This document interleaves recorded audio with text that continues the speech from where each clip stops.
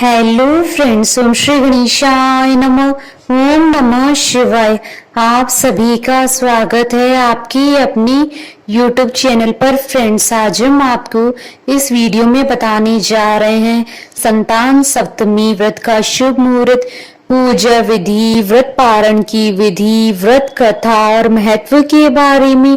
Friends, video शुरू करने से पहले आपसे रिक्वेस्ट है, अगर आप हमारे चैनल पर नए हैं और आपने अभी तक चैनल को सब्सक्राइब नहीं किया है तो प्लीज सब्सक्राइब कीजिएगा चैनल को, साथ ही प्रेस कीजिएगा बेल आइकन को, जिससे नए वीडियो से रिलेटेड नोटिफिकेशन आपको तुरंत प्राप्त हो सके। और वीडियो पसंद आने पर वीडियो को लाइक और शेयर जरूर कीजिएगा ताकि सभी भक्तों को इस वीडियो का लाभ प्राप्त हो सके।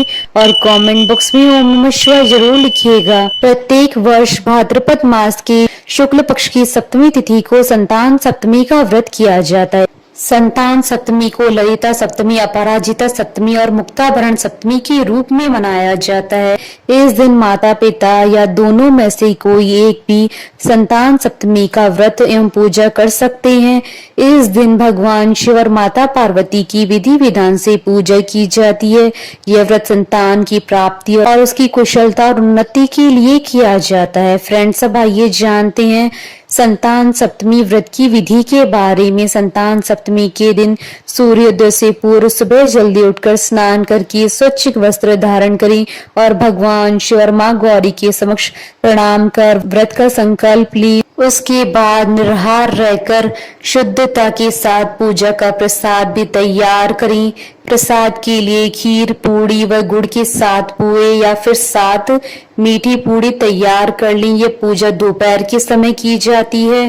पूजा के लिए धरती पर चौक बना ले अथवा धरती पर चौकी रख ली, उस पर माता पार्वती और भगवान शंकर की मूर्ति स्थापित करें। इसके बाद कलश की स्थापना करें तथा आम के पत्तों के साथ नारियल रखें। इसके बाद दीपक जलाएं और आरती की थाल तैयार करें। हल्दी, कुमकुम, चावल, कपूर, फूल, कलावा आदि अन्य सामग्री एक साथ रख लें।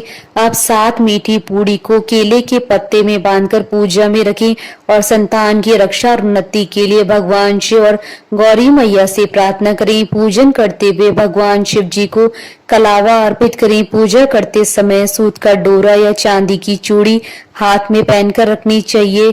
यह व्रत माता पिता द्वारा संतान की कामना और उज्जवल भविष्य के लिए किया जाता है। पूजन के बाद धूप दीप नैवेद्य अर्पित कर संतान सप्तमी की कथा पढ़ें अथवा सुने तथा बाद में कथा की पुस्तक का पूजन करें। व्रत पारण के लिए पूजन में चढ़ाई गई 7 मीठी पूड़ी अथवा पुआ खाएं और अपना व्रत खोलें। फ्रेंड्स, अब आइए जानते हैं साल 2025 की संतान सप्तमी के शुभ मुहूर्त के बारे में। हिंदू पंचांग के अनुसार साल 2025 में संतान सप्तमी 30 अगस्त 2025 शनिवार के दिन है।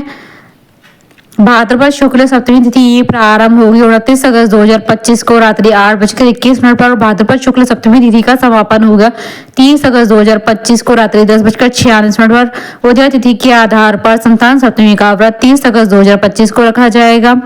संतान सप्तमी पर पूजा का शुभ मुहूर्त रहेगा 30 अगस्त 2025 को सुबह 11:56 से दोपहर 12:47 तक। इस दिन त्रिपुष्कर योग का शुभ संयोगी बन रहा है। त्रिपुष्कर योग का प्रारंभ होगा सुबह 6:05 से दोपहर 2:37 तक। फ्रेंड्स, आप हमारे चैनल पर ज्वाइन बटन को दबाकर हमारे चैनल के मेंबर भी बन सकते हैं। हम हमारे चैनल के मेंबर्स के कमेंट्स को टॉप प्रायोरिटी पर रखकर उनका रिप्लाई करते हैं। फ्रेंड्स, भाई प्रारंभ करिए संतान सप्तमी व्रत की कथा। पौराणिक कथा के अनुसार एक बार श्री कृष्ण ने युधिष्ठिर को बताया था कि किसी समय मथुरा में लोमेश ऋषि आए। मेरे माता पिता देवकी और वसुदेव ने उनकी सेवा की।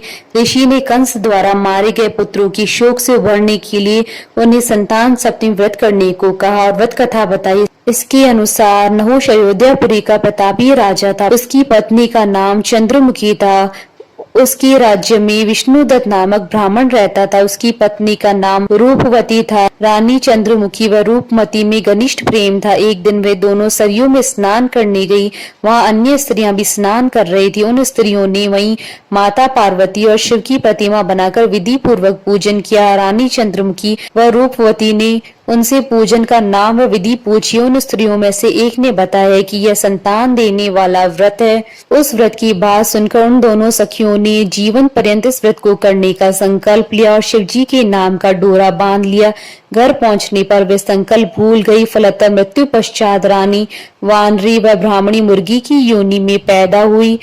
कालांतर में दोनों पशु योनि छोड़कर पुनः मनुष्य योनि में आई। चंद्रमुखी मथुरा के राजा पृथ्वीनाथ की रानी बनी। वह रूपवती ने फिर से ब्राह्मण के घर जन्म लिया। इस जन्म में रानी ईश्वरी व ब्राह्मणी का नाम भूषणा था। भूषणा का विवाह राजपुरोहित अग्निमुखी के साथ हुआ। इस जन्म में भी दोनों में बड़ा प्रेम हो गया।